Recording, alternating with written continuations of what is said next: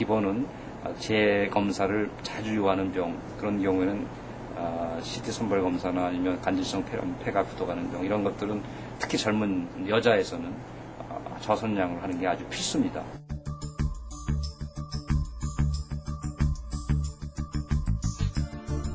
이것은 3차원으로 합성한 CT 영상으로 심장이나 뼈, 혈관 등 원하는 장기만 볼 수 있도록 한 것이다.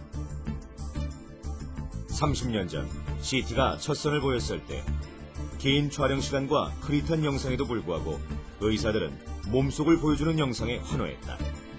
그리고 오늘날 CT는 진화에 진화를 거듭해 대장 내시경을 대체할 정도로 인체 구석구석을 탐색하며 질병을 추적하고 있다.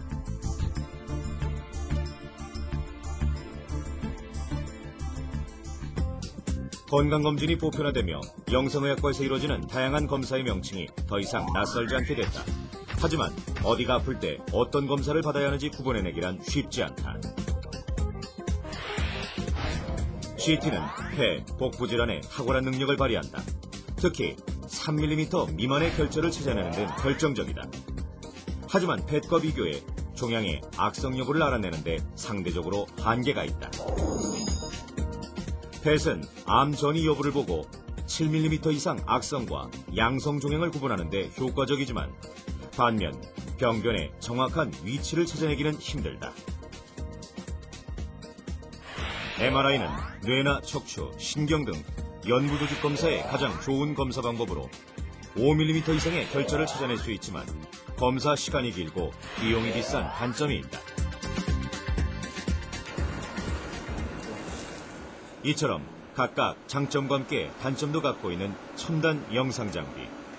그래서 최근 펫과 CT의 장점만을 합친 새로운 방법이 시도되고 있는데, 펫은 포도당에 방사선 물질을 넣어 주입한 후 어느 부위에서 포도당 대사가 증가하는지 보는 검사다.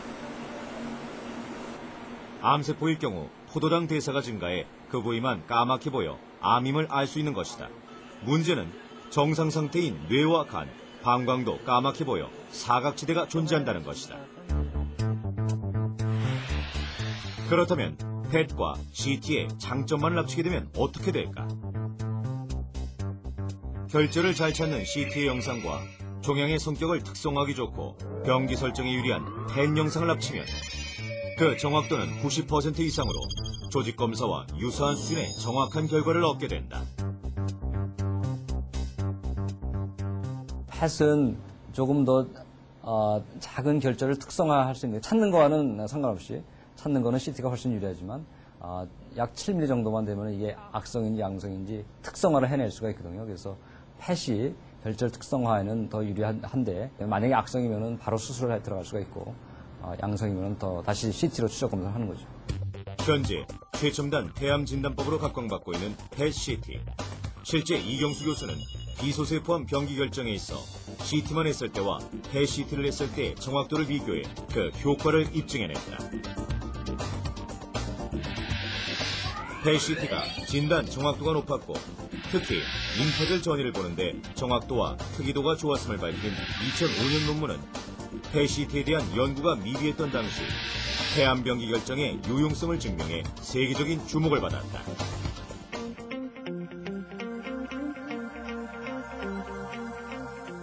이경수 교수는 논문의 대표주자이기도 하다. SCI 데이터베이스에 논문이 등재된다는 것은 세계적으로 그 학술적 권위를 인정받는다는 뜻이다. 여기에 이경수란 이름을 쳐보면 자그마치 209개의 논문이 검색된다.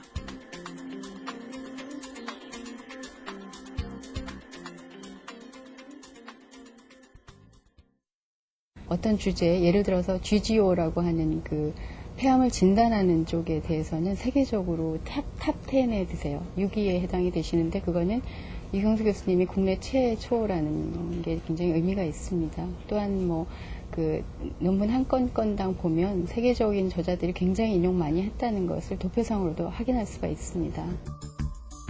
논문 수로 세계 10위 안에 들지만 더 중요한 것은 인용수로 그의 주요 논문은 세계 연구자들 사이에서 93번이란 높은 인용 횟수를 기록했다.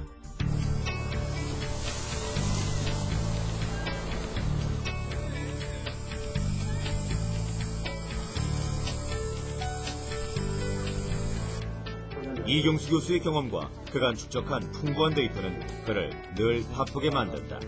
계속해 주셔서 감사합니다.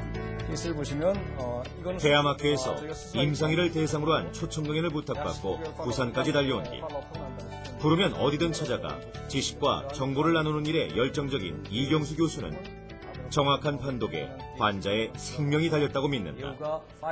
판독에서 멈추지 않고 임상적인 경과까지 뻔히 꿰뚫고 있는 그이기에 막막한 암과의 전쟁에서 그의 존재는 때로는 등대와 같다. 할 수 있다는 거고.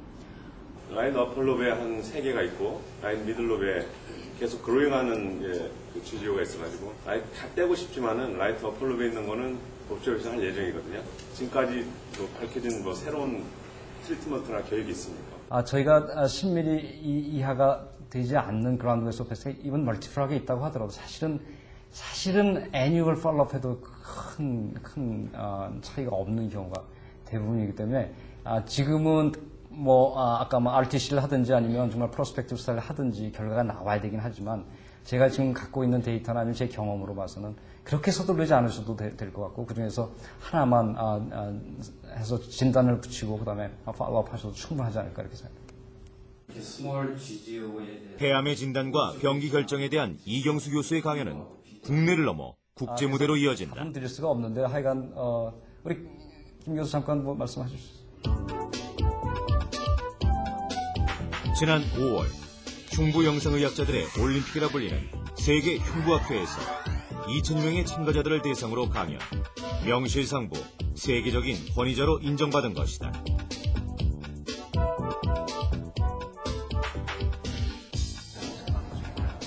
20여 년 전 처음 흉부 영상 전문의로 팔을 내딛었을 때 복잡한 구조에다 수많은 질환이 생기는 폐란 장기는 아무리 공부해도 어려운 숙제였다.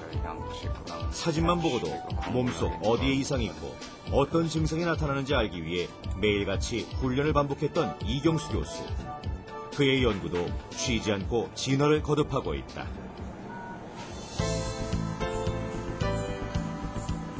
지금 이경수 교수의